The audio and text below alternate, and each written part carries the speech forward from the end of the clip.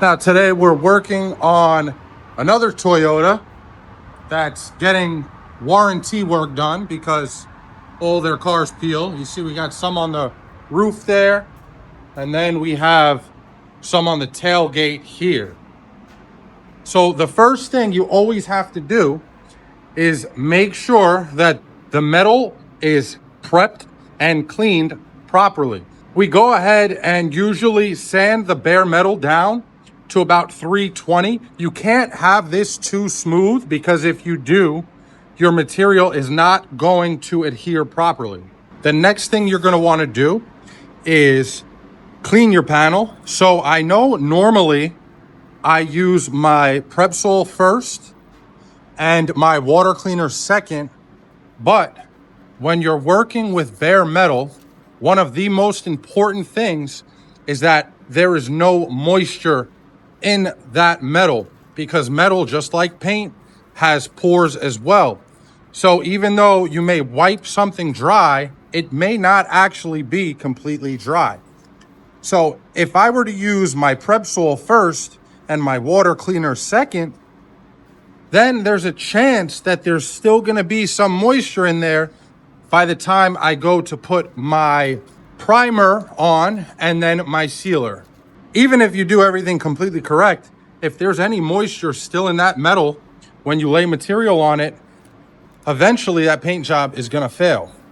Now we have our Prepsol, and this actually leads me to my next point, which is you also have to take into consideration how long that metal has been exposed to the elements.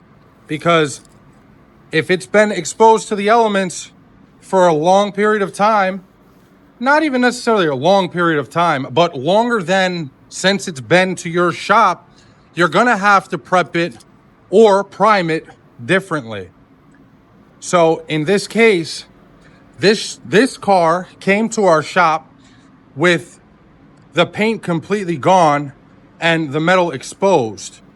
When I'm dealing with metal that has been exposed to the elements for longer than it's been at our shop, I choose to go ahead and prime over it before I seal it.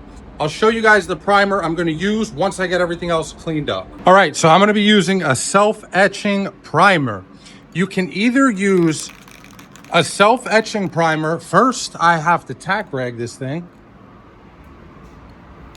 So you can either use a self-etching primer or you can use an epoxy primer. It really depends on a couple things. One of them is how large is the area that's bare metal. If it's a full panel, you're definitely going to want to go with epoxy rather than self-etching, right? Self-etching primer is generally to promote adhesion, okay? This is not going to lock out moisture how an epoxy primer does. But in my case, I don't really have to be concerned about locking out the moisture because I'm using a sealer. So that's another thing to take into consideration. If you're using a sealer, you can get away with the self-etching primer and not have to worry. One thing I will say that I don't believe is commonly known is these primers, these self-etching primers, are not made to be sanded down because you can mess with their adhesion. They are actually acidic. So what they do is they bite into the metal. And if you sand it down, you risk losing that bite, which is the whole reason why you're using this primer in the first place. Epoxy primer you can sand down. Self-etching you cannot. So, for example, I just got a little drip in there. I don't know if you're going to see it on camera. Probably not. But I can't sand that down. I have to put my sealer on, and then I can either sand down my sealer or put my sealer and my base down and then sand down my base. And that's generally what I do. I'll go ahead and put my sealer down, and then I'll put my base down, and then I'll sand down my base if I see any texture from our self-etching primer. Let's go ahead and do the same thing here on our roof. So first let's tack it off.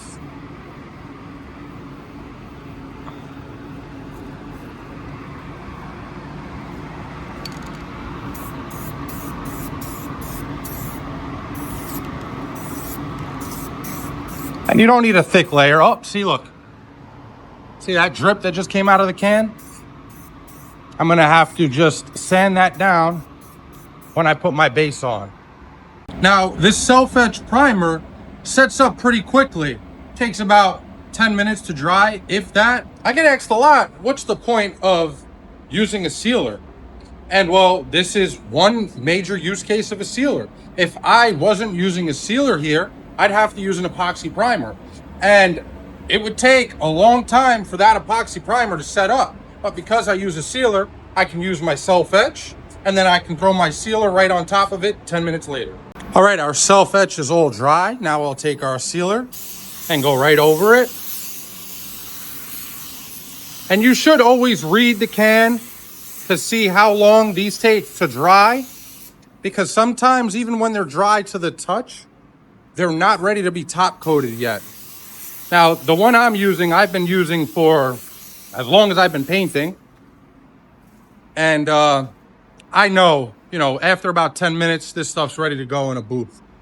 So that's ready for paint now. We also have a couple other smaller areas here that we have to take care of. So small areas like this, I can just throw my sealer right on top of. If it were larger, what you can do is use a panel wipe. So they sell panel wipes that you just simply wipe the bare metal with, and that's to make sure that there's no moisture in that metal before you apply your sealer. Obviously, I know there was no moisture in there. I really didn't need it. But for some DIY guys, having those panel wipes is definitely a good benefit. And for the hood, the whole backside on that edge is peeling. So I went ahead and I'm just making my fan real small. And I'll just go ahead and try to keep my sealer tight as I can, so I don't have to sit here and use a whole bunch of color for something so small and stupid.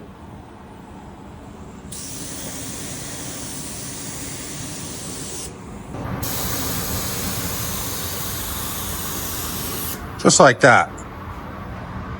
Our whole edge is sealed. Okay, now we're ready for our base coat. Another important thing to mention is that you cannot put filler over self-etch primer. It will delaminate over time.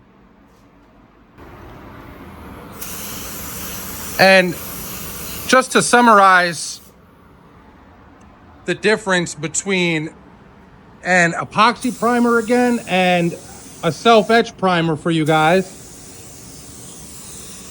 Self-etch primer equals adhesion.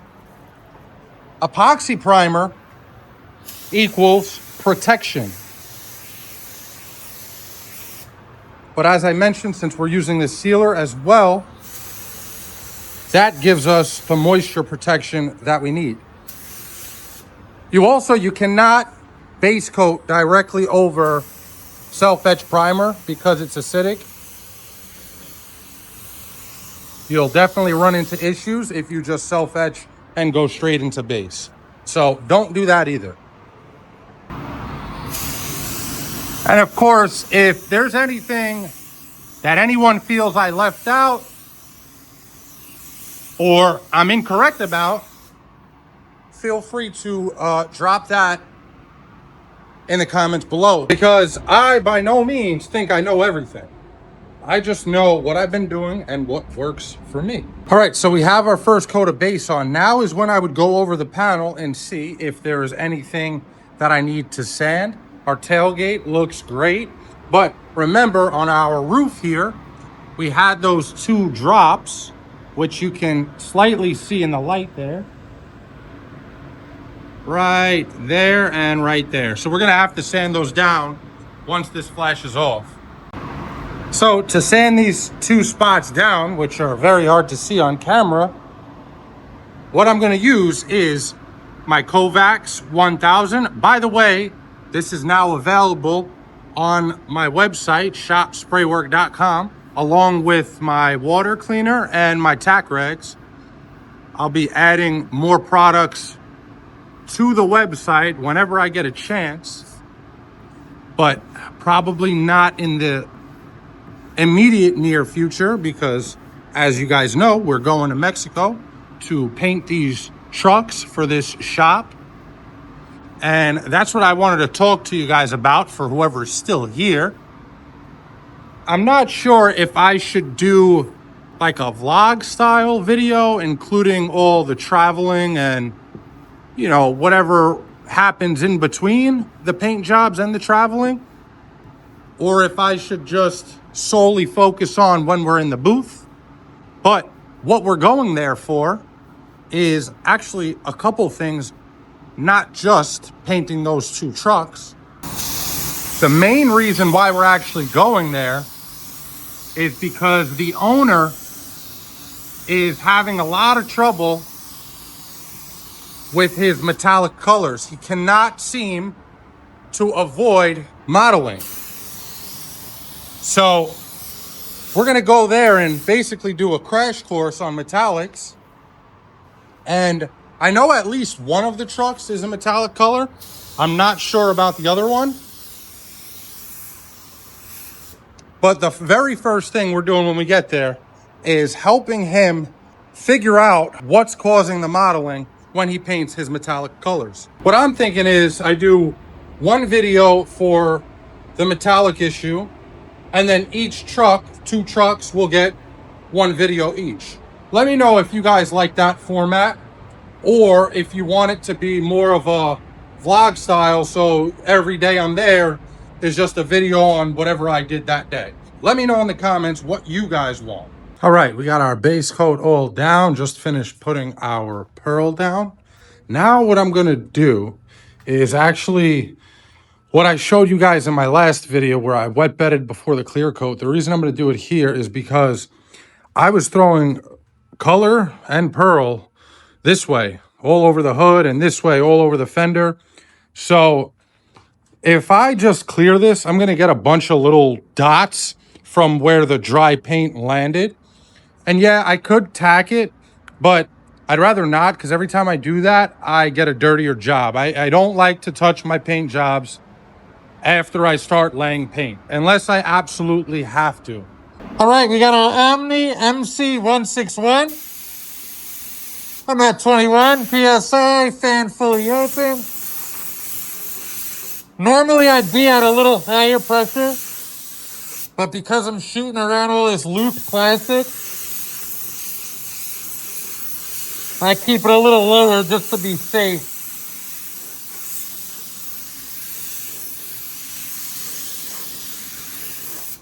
Because I probably shoot my base coat around 21, 22 PSI.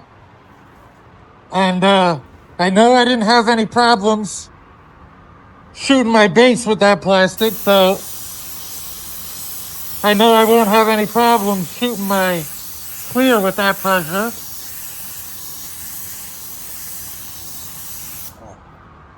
All right, let me kick my little box over there.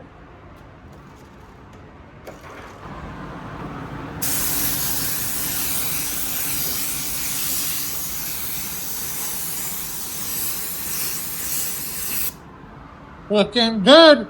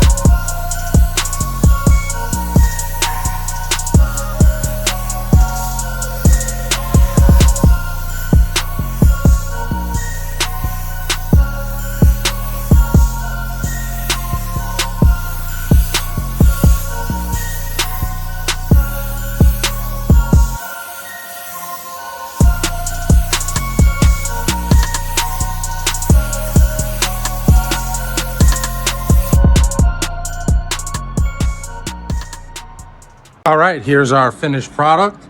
You can see everything looks great, and they have a repair that is going to last.